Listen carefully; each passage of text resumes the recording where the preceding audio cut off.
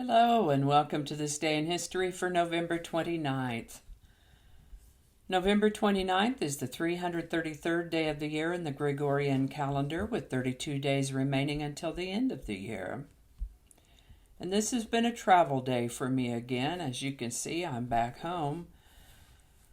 But it's been a long day and it's late in the day and I need to get this video out, so I'm going to try to read all the way through it without too many mistakes so that I can just snap those dates on and get this thing out there. And then we'll get back to our regular format tomorrow. So hang on to your hats, because here we go.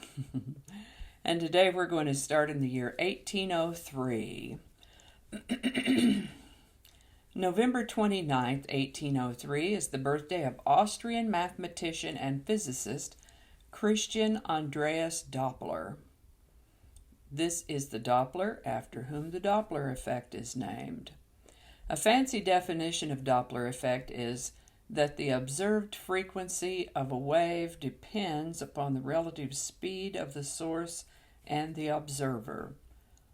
Such a wave can be in light, which we would perceive as color shifts, which he used to explain the color of binary stars.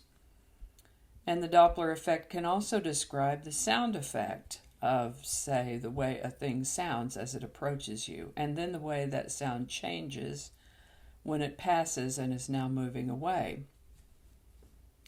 Like the classic train sound, you know, when it goes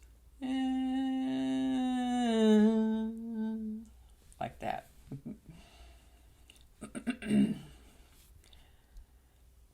So it is very useful to us, this Doppler effect, in identifying potential weather patterns. All this because of the work of Christian Andreas Doppler, born on this day in 1803. November 29, 1825 is the birthday of Jean-Martin Charcot. Dr. Charcot was a French neurologist and professor of anatomical pathology. He's known for his work in hypnosis and hysteria and as the founder of modern neurology. His name has been associated with at least 15 medical eponyms, including Charcot-Marie tooth disease, which, as far as I can tell, doesn't actually have much to do with teeth exactly, and Charcot disease. Serious pioneer in the field of neurology, Dr. Charcot was born on this day, November 29th, 1825. November 29, 1832 is the birthday of Louisa May Alcott, best known as the author of the books Little Women and Little Men. She wrote other things also. She died in 1888 at the age of 55, but this is her birthday, so. In 1877, Thomas Edison demonstrated his phonograph for the first time. In 1898, C.S. Lewis, best known for his works of fiction, The Chronicles of Narnia and the Screwtape Letters, C.S. Lewis was born on this day in 1898. He died in 1963 at the age of 64. In 1918, Madeleine L'Engle, best known for her works of young adult fiction such as A Wrinkle in Time, A Wind in the Door, A Swiftly Tilting Planet, and others, was born on this date in 1898. She died in 2007 at the age of 88. On this day in 1929, explorer Richard Byrd Richard Byrd flew over the South Pole. American explorer Richard Byrd and 3 companions made the first flight over the South Pole, flying from their base on the Ross Ice Shelf to the pole and back again in 18 hours and 41 minutes. And this particularly caught my eye because, gosh, We just got through talking about Antarctica and flying and the Ross Ice Shelf. Was it yesterday or the day before? So, in 1933, English singer-songwriter, guitarist, and producer John Mayall was born on this date in 1933. On this date in 1940, American horn player and composer Chuck Mangione was born. On November 29, 1942, coffee rationing begins. Yikes. Coffee joined the list of items rationed in the United States. Despite record coffee production in Latin American countries, the growing demand for the bean from both military and civilian sources and the demands placed on shipping, which was needed for other purposes, required the limiting of its availability. That would not be happy news today. The thing about rationing was that it wasn't necessarily always so much about a shortage as it was about in logistics, getting things to people, and that they needed those things for the war effort so that the civilians got fewer of them. I'm glad that I can still just march down to the local store and get all the coffee I want. On November 29, 1947, the UN voted for partition of Palestine. Despite strong Arab opposition, the United Nations voted for the partition of Palestine and the creation of an independent Jewish state. In 1952, President Eisenhower went to Korea. Making good on his most dramatic presidential campaign promise, newly elected Dwight D. Eisenhower went to Korea to see whether he could find the key to ending the bitter and frustrating Korean War. 1961, Project Mercury, Mercury Atlas V mission. Enos, a chimpanzee. This is the kind of stuff I usually edit out in a regular video. Enos, a chimpanzee, was launched into space. The spacecraft orbited the Earth twice and splashed down off the coast of Puerto Rico. In 1963, U.S. President Lyndon B. Johnson established the Warren Commission to investigate the assassination of John F. Kennedy. And I have an opinion about that, but this is about reading this day in history, not about giving my opinion. In 1963, oh my goodness, the song I Want to Hold Your Hand was recorded on October 17, 1963, and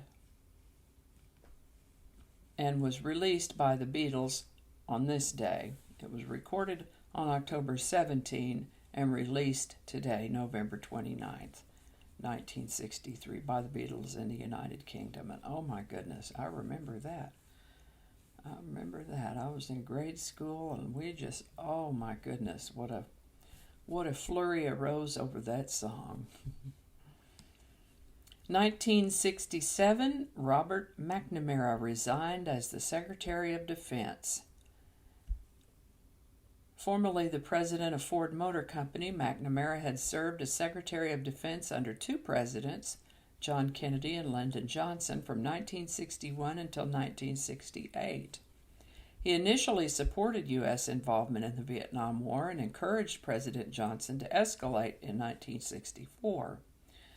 But he later began to privately to question U.S. policy and eventually advocated a negotiated settlement to the war.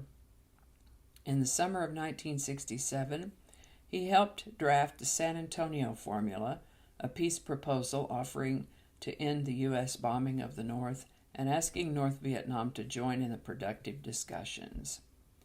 The North Vietnamese rejected the proposal in October, and early in November, Mcnamara submitted a memorandum to Johnson recommending that the United States freeze its troop levels cease the bombing of the North and turn over responsibility for fighting the ground war to the South Vietnamese. Johnson rejected these recommendations outright. Mcnamara subsequently resigned. Johnson advisor Clark Clifford succeeded him. In 1972, Atari released a video game called Pong, the first commercially successful video game. In 1981, on this day, actress Natalie Wood drowned. She had starred in such movies as Rebel Without a Cause and West Side Story, as she drowned in a boating accident near California's Catalina Island. She was only 43 years old. In 1986, English-American actor Cary Grant died on this day at the age of 82. November 29, 2001, George Harrison died at the age of 58. November 29, 2011, Dr. Conrad Murray received a 4-year sentence in Michael Jackson's death. Conrad Murray, the physician convicted of involuntary manslaughter in the 2009 death of singer Michael Jackson, was sentenced in a Los Angeles County courtroom. I can see how someone might think that having to spend a lot of time in a courtroom could be sentenced to it, but no, he was sentenced in a Los Angeles County courtroom to 4 years behind bars. The iconic pop star had died at the age of 50 in his California home after suffering cardiac arrest while under the influence of propofol, a surgical anesthetic given to him by Murray as a sleep aid. Surgical anesthetics are not appropriate as sleep aids. Anyway, I think that's going to do it for us today. Thank you so much for watching. As always, links to my research are in the show notes. Give it a like if you enjoyed this video. Consider subscribing if you haven't already. Feel free to share. And check out my other channel here on YouTube, 8 Susquehanna. There's a link to that also. Thanks again, and I appreciate your indulgence of my abbreviated videos while I've been traveling.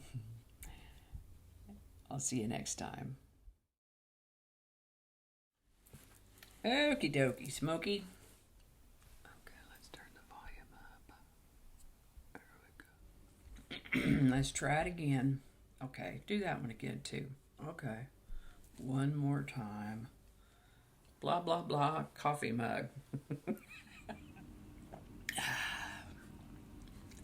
It's late enough in the day that we're off coffee and on fizzy water. No and. There's no and there. Just read the words. Just read the words. That's a lot of words. Hope I pronounced that right. I might have to take another look at that. I'm going to have to look at that. Who knows what evil lurks in the hearts of men? She's not a man. This is why I don't do live shows.